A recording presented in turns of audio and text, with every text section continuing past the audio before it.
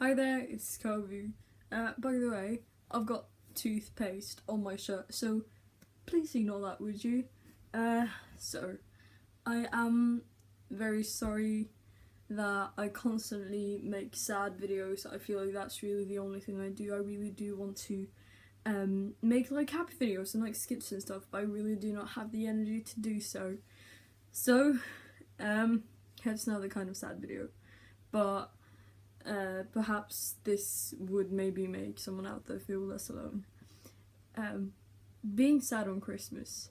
As I said in my speech in the video I posted yesterday, the speech I held at my school's Christmas show, most people think that like Christmas is all about like happiness and stuff, but it is indeed important to remember people who are sad on Christmas, both people who have, say, financial problems or family issues, or people with mental health issues, like myself. Christmas is a really big thing, and I feel like it can tie back to a lot of things that has happened before. Say something that happened around Christmas 2 years ago. Like in my case, it is so much more, I don't know, it's so much clearer, the memories, in my case. One of my friends said that they can't remember anything from that time, but in my case, I can remember everything like much more like vividly when it happened around Christmas than if it happened in, say, July, because I really do not have anything to tie it to. So basically, I want to tell you my personal story with why Christmas makes me very sad. And yeah, so I noticed that it was very hard to open up about this to another person, but I feel like on the internet, like just on YouTube, it is easier because I'm not really talking directly to anyone. Well, I sort of am, but I'm not really face to face, you know? Basically, to say it quite bluntly, I'm sad now because I'm not supposed to be here, or I feel like I'm not supposed to be here. 2 years ago and also 1 year ago, but 2 years ago specifically, I was very suicidal. And I did promise myself that that would be the last Christmas I would ever celebrate, or like be here to be able to celebrate. I was going through a really, really rough time, and it's hard to put it into words just how much I was going through, but like I self-harmed every day. I hated myself more than anything. I was developing an eating disorder, and I was very, very suicidal. I had no friends because I was extremely antisocial because of anxiety. And I just I didn't want to live anymore. And the reason why the Christmas show at my school is such a big deal, as I wrote in the description of the video I posted yesterday, like I promised myself that if I did survive that Christmas, I would like hold a speech at the Christmas show at my school. And the reason why that is such a big thing is that that is the one thing I can remember the best remember the most from Christmas 2 years ago. As I said earlier, I was extremely antisocial. I had no friends. I wasn't shy, I was just very anxious. But I used to play drums, so that Christmas I was going to play drums at my school's Christmas show. And I was in year 8 at the time. It would be year 9 in England. I think it would be 8th grade in America. But I was in year 8. And I was placed in this little band thing with 4 other people, 3 guys and 1 girl, who were 2 years older than me, so they were in year 10. They were my age basically, and I remember at the time I thought they were like so big, but I feel very small now that I'm the age they were back then. Anyway, those people were extremely nice to me, just so incredibly nice. They were the highlight of that. Like, I was so vulnerable, it was insane, but they treated me very nicely. And I've never really been scared of people older than me. I've actually preferred people older than me to talk to or whatever, because I'm very used to it because my brother is 5 years older than me, and I've always like hung out with his friends and stuff. Obviously not alone with him, but like he's allowed me to be with him when they have been over at my house or our house, which is very nice. Anyway, I just remember that, and I remember playing in a room, just like rehearsing or whatever, playing the drums. I wasn't that great at the drums, and I was also very insecure about everything I did. But they were very nice, and I remember this one guy, he tried to teach me the guitar, or how to play the guitar, but my fingers were too short to reach around the neck of the guitar, and that was very sweet. And it's kind of funny because now I have a friend, and they have told me that like we became friends like a month ago, when they walked up to me at the school I was visiting, and they said that, or they have said that they walked past that room I was rehearsing in, and they looked at me through the door, because the door was open, and saw me behind the drums, and they thought that they wanted to be my friend, which is really weird because I was really strange in year 8, and yeah, and now we are friends, which is also really cool. And another thing that I remember was, and I do think of this every time I walk into that room, the backstage room by the stage at my school, there are these windows there, and it's like really, really far up, like from the ground. It's a really tall building, my school, or at least I think it's really tall. It is tall. Anyway, and I just remember staring at those windows and wanting to jump out of them, and I think of that every time I walk into the room. Not necessarily now that I want to jump out of the window, but just sort of like every time I walk into the room I remember that. And another thing I remember is that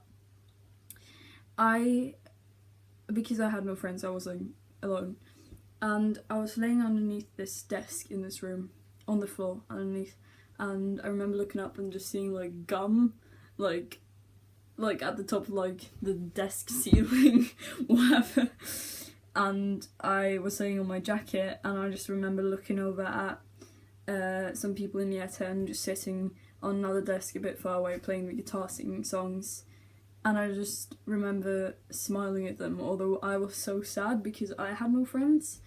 I smiled at them and they were just so adorable, like they were just sitting there having a good time. And then I thought about how much I wanted to die and jump out of that window, and it was such a strange contrast. And I also remember okay, so as I said, I self-harmed, and this guy I knew, he was best friends with my ex-boyfriend, who I met in a drama group that I used to go to. He found out that I cut myself, and he told me that he cut himself because I did, and that made me feel absolutely crap, like I made another person like bleed because I did so, I thought, but then I found out that he lied and that I had never hurt himself. And I just remember telling him, I just snapped, and I just remember telling him like, you make me want to drown myself in the sink. It was really dramatic. Anyway, another huge contrast, and it's a contrast because I'm going to tell you soon, but I just remember always putting my hair up in my beanie, and I also wanted to wear this pink bow tie. It was my brother's, and it was the only one I could find. It was pink, I don't know, and I just remember really wanting to wear that and have my hair up in my beanie when I was going to perform at the Christmas show, but unfortunately I was not allowed to. 2 years later, I'm still sad about this, and I'm still so sad thinking back at it, but I talked to one of my friends earlier, and she said that you're allowed to be sad, but isn't it such a beautiful thing that you're still alive now? Like, I got to wear a bright red bow tie, I have short hair now, I don't need to tuck it up into my beanie. And I think I agree. I think it's a really nice thing that I'm still alive. If you had told me that last year, I would have been like, nah, I still want to die. Like, I hate that I'm still alive, but now, you know, I have friends, as you can see in my vlog if you watched that. I have friends 2 years ago, none of them knew me, and they have told me, like, you did not let me get to know you. They said that they wanted to get to know me, but I just pushed everyone away because I hated myself so much. I thought that everyone hated me. 2 years later, I can do so many things. 2 years later, I'm still alive. And, wait. As of 2 minutes ago? Wait, you can't actually see it. Wait. Okay. There we go. 3 minutes ago. As of 3 minutes ago, I don't know if you can see that, but basically, it says 12:03. It's Saturday, 24th of December, and in Norway we celebrate Christmas on the 24th. So, wait. I'm gonna try and balance this again before I say that magical thing. Okay, there we go. God. Okay, this time. Will you please stay? You're ruining my moment, iPad. This is really awkward. You're making things awkward for me. Okay, as of 3 minutes ago. Merry Christmas 2016. 2 years ago, 2014, I promised myself it would be the last Christmas I would ever celebrate. 2 years later, I wore a bow tie. I held that speech to sort of mark that I was still alive. My hair's short. I have friends. I haven't felt suicidal this whole month. I've hung out with people after school, which I haven't in probably like 2 years. More or less. Well, over 2 years, yeah. I can't believe that. Despite everything that happened 2 years ago, I'm still alive. And it does make me feel really sad, because I think that I'm supposed to be dead, because we have lost so many people over the years. For example, Ash Hafner, who was a trans guy who killed himself. I could have said that in a nicer way. Who was a trans guy who we lost to suicide. In February 2015. He would turn 18 the 28th of December. He's one of the people we have lost, and it's always weird celebrating Christmas. You know, I've never lost anyone, like, personally really close to me, but I know that my family nearly did, and I can only imagine how empty that feels, and that's another reason to be sad on Christmas, and I don't want anyone to feel that way. I'd rather be kind of sad about what happened 2 years ago, and 1 year ago, and be alive, and also like be happy about what I have right now and how my life has gotten better, than to have my family always be sad for the rest of their lives every Christmas because I passed away and they're not able to celebrate the holiday with me. There would be no good in that, you know? I think that's all. I'm sorry this was a sad video, but I just wanted to talk about it. So, Merry Christmas everyone. I will see you technically tomorrow to announce the winners of my binder giveaway. If you haven't entered yet, then I highly suggest you do. It is not too late. I posted the video a while back, you'll find it just fine. So yeah, Merry Christmas again, or Happy Hanukkah, or Kwanzaa, or Happy Saturday, or have a good December, have a good rest of the year, anyone. Stay safe, please drink, and do not hurt yourselves, and remember there is so much more you could ever realize. Seriously, thank you for listening to me. Please leave me a comment if you want to. Also tell me about why you might feel sad around Christmas, because I feel like we need to be open about that too, because if not, we're just gonna like repress it. Is it called repress it? Like, I don't know. It's not good to bottle up our feelings. It's nice to be honest about things, and then we can vent, and then we can be happy the rest of the holiday season and ignore transphobic or homophobic or just generally rude family members.